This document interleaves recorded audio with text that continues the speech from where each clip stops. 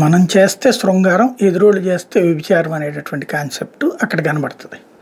అంటే మనం చేసేది ఇక్కడ సెక్రటేరియట్ కడతాం, తాత్కాలికం అంటాం, దానికి 600 కోట్లు 700 కోట్లు ఖర్చు పెడతాం.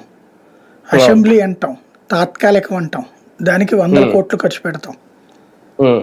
అది మనం చేస్తే రైట్. తాత్కాలికానికి అని 100 కోట్లు అవసరం అవుతుందా? అదే కదా. శాశ్వతం ఎందుకు కట్టద్దు? అప్పుడు ఎవడాపాడు మనల్ని? కట్టుకోవచ్చు కదా. అవును, అలాగే అయ్యా తడికలతో ఆకులతో కట్టలేదు కదా.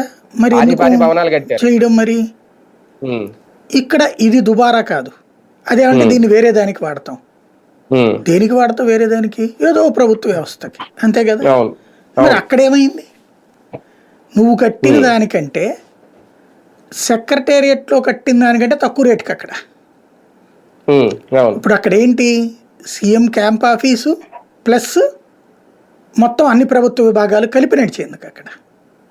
ఓ రకంగా చెప్పాలంటే సెక్రటేరియట్ టు సీఎం ఆఫీసు కలిపితే ఎంతో అంత అక్కడ. సెక్రటేరియట్ టు సీఎం ఆఫీస్ కలిపితే అంత. అది అంటే అంత పెద్దది లెక్క కట్టారు కేవలం 450 కోట్లకి. అది కూడా కొండ పైన అద్భుతమైనటువంటి లుక్కుతో 450 కోట్లతో అది కట్టారంటే ఎంత సంతోషపడాలి. అదే కదా. దాని క్వాలిటీ బాగాలేదు, నాణ్యత లేదు, ఏదో పెచ్చులు ఊడుతున్నాయి, ఇలాంటి మాట చెప్పలేరు ఇప్పుడు. ఎందుకు? వీళ్ళే సర్టిఫికేట్